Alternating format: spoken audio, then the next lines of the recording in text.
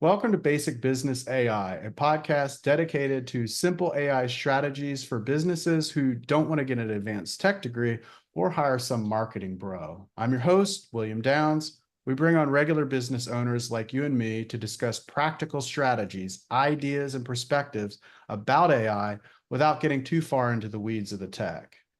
Basic Business AI is sponsored by Anabots. Did you know companies that respond to customer inquiries in less than 1 minute have a 400% higher chance of closing the deal? Our AI-powered assistants have an average response time of just 5 to 7 seconds, meaning you can close more sales without generating more leads. No tech skills are needed, and you can get started in less than 5 minutes. Just go to anabots.ai to learn more. Once more, that's anabots.ai. Today's guest is Jason Anthony. He's a creative pro with 25 plus years of experience in the digital media and marketing sectors, delivering impactful and transformative results. Jason, how are you doing today? I'm doing great. Well, thanks for having me. How are you? I'm doing good. I'm doing good. So we always just start off with this question from your Sure. perspective. How is AI reshaping the future of your industry? Oh, that's such a great question. It's like first I'd like to start. It's shaping it very rapidly. It's transforming it very rapidly, right? In a matter of mere, years and months now, even things are changing, Mhm. exploding so fast. I think the biggest advantage for me right now, as an agency owner, I own multiple agencies, is that it's cut down the manual hours of the tasks and items, for repetitive tasks needed. That time's been drastically reduced. So that translates directly to decreased operational costs, right? And it allows us to have more time to actually turn the questions back to our clients and look at their needs and their desires, what their motivations are, so we can better help them out in the marketplace. Yeah, I love that. So I'm curious, what would you say would be like the biggest thing that you think would be like not intuitive to people about AI that, maybe you feel like when you're talking with people, you kind of have to get them past that hurdle. Is there some particular thing that's sort of your go-to, like, oh yeah, you should probably know this or Yeah, something like that's a great question. I just had this conversation earlier today. I think a lot of people in some larger organizations, they may be hearing a lot of chatter, right, around the office or on the Slack channels or wherever that may be about AI, AI, AI, and they keep hearing it. They may not be sure what it is, right, or how to integrate it. So, I typically start with repetitive tasks, right, are the low-hanging fruit. Anything that you can identify that's, super repetitive, probably there's a use case or there's a scenario where some softwares exists already that you can just integrate and start rolling with right out of the gate. And then another one that I just thought of the other day too was standard operating procedures, right? There's a lot of companies and organizations out there that are sitting on a gold mine of information about their company, about their brand, about the organization, that they can then feed into these models, right, and give it some great insights, and they can glean even better information when they start to actually use these LLMs, right, for whatever use case that might be. So take the existing SOPs if you have them and start feeding them into some of these custom GPTs or things like that. Yeah, I love that. I love that. Why don't you tell me about your like who your target audience is and how you help them? Sure. Yeah. We work with a number of different businesses and brands, specifically those that are at that inflection point and ready to scale, right? So on the marketing agency side, we can cover, A to Z, everything from branding all the way through web development, and then marketing.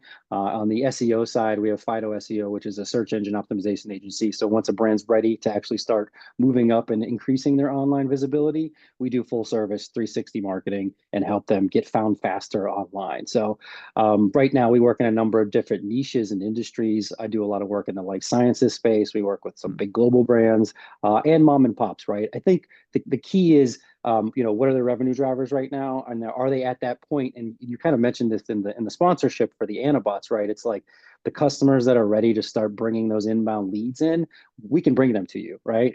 And then there's that secondary component, which I think, your guys' solution is great, is that if you're not responding really quickly, you're going to lose all that, right? So if we take on too small of an organization who's really not ready to scale or grow, they're kind of stuck and they've got all these leads dumped onto their lap and they're not able to respond fast enough.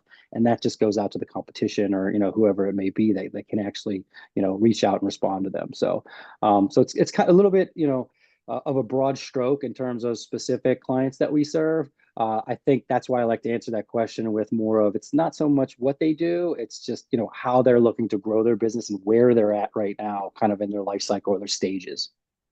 Yeah, yeah, that makes sense. Yeah, I even just like you're talking about standard operating procedures, like that's been something that for me as Yeah. somebody I've worked from home most of my career Hmm. just as a contractor, Yeah. really had to think about that stuff. But then when you start getting into things that is more repetitive, it's like, oh no, it makes sense. I've already solved this before. I don't Yeah. need to just redo this over and over again. Historically, my SOPs were a piece of, pad of paper Right. and my notes. And similar to you, yeah, I've been work from home now for probably coming up on 15 years. So even Yeah. pre-pandemic, I Same. was already, the only thing that changed for me was all the restaurants shut down and I couldn't go do anything. Right. I was still working from Yeah. home. So Yeah. I'm glad that a lot of other people now are out here experiencing that. But with that comes, some of these things that we need to be more mindful of, and especially on those repetitive tasks, right? What can we sit here and just kind of, implement that's going to automate and just make workflows a little bit more streamlined and better? Yeah, yeah. One of the things I love about AI is just going, all right, what are the things that I want to do? Because a lot of times I don't want to do some of the stuff that AI is great at. Like, I don't know, Yeah. like your background in art and design and stuff like that. But I think I read something Yeah. about your in user experience, like you care about like the HCI of things like the Yeah, absolutely. you want to Human talk about that element, a little bit? human-centered input. I mean, yeah, like that's something like when we do any type of creative work, right? We always want to know, and this is kind of like I glean a lot of this from I also have a sales background, right?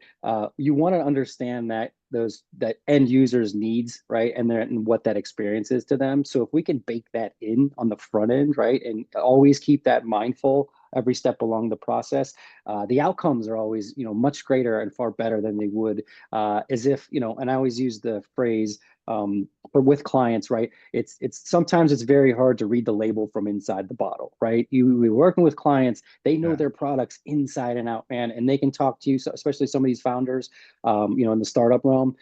They'll talk your ear off. They'll tell you everything you need to know, every feature, every benefit, every advantage, and that's great. But the end user and their customer probably doesn't want to hear all that yet, or if they do, you can get them that information, but you want to flip it around and really, this kind of falls even into the search realm, right? User intent is like key when we're doing SEO for clients. We Mhm. want to know how they're behaving when they sit down in front of Google or any or search engine. What are they looking for? How are they typing that in? And if we can identify that and their actual intent, our chances for success are much, much greater. Yeah. Um, so, um, so, let me think here a second. Give me just a Sure. second. Yeah, no problem. Um, so I'm trying to find a good jumping off point from that. Hmm. Um, uh, sorry, I lost my train of thought. All All good. right. Okay. Ready when you are. Okay. Hey, so Jason, why don't you tell me what's the best way for people to reach out to you? Sure. I'm kind of everywhere. Obviously, you can find me at my main website is jasonanthonygroup.com. We also have this SEO service that I mentioned. It's Fido, Fido, SEO.com. You can connect with me on LinkedIn. We've got a cool new tech show at New Tech Demos on YouTube. So those would probably be three great places or four great places rather to find me. Excellent. Thank you. Well, thank you for Yeah. being on the show. I appreciate it for sharing with us some basic business insight on how you're using AI, and it's been great. Thank you very much for being on the Thanks, show. Will. Appreciate it, man. Thank you. So sorry, I have a wrap up I'm supposed to do. You Uh, got it. Go for it. uh, this I'm still working on being ready for these things. It's all My good. editor's gonna go nuts. Hey, you got an editor. That's good, right? Right. Well, we had one dude that he's got a program that edits like Oh, I mean, nice. I'm sure it doesn't know how to, I don't know that it can fix it can fix little mess ups. I don't know that it would fix this. I'd be curious to see. That's Uh pretty interesting. And I'm sure there's some sort of AI, baked into that. yeah, yeah. There's, I wasn't like it didn't feel done to me. Like he sent me a copy of our podcast edited, and I was like, well, yeah, there's still stuff I would need to do. So as yeah, long as you could easily edit it, but if it's then just comes as one clip that I gotta reslice and edit yeah, differently, that could be an issue. yeah. All right, let me I was gonna say, go for it. let, We'll talk, well, talk to you after. let me wrap Yeah, this. gotcha. Uh, and so that's it. We're going to wrap from here. Thank you, Jason, for joining us for a practical conversation. We've talked about where you can see him at revenue. Oh, no, sorry. I didn't copy I didn't copy that over there. All good. Gonna start over. Okay. Yeah. Got it. Go for it. Uh, Thank you, Jason, for joining us for a practical conversation about AI. And thank you to our listeners. If you run businesses of any size or you have an idea or strategy around the topic of AI, we'd love to have you on a future episode as well. We interview business owners of all levels of experience and exposure to AI so we can represent all voices, especially the 90% of us who are curious about AI but not trying to be tech geniuses. You can apply to be on a future episode of Basic Business AI by simply going to basicbusinessai.com. And one more time, if you want to install a 24-hour AI sales and supports team for less than 10% of the cost of a single employee, get yourself an Anabot. Learn more at anabots.ai. See you next time on Basic Business AI.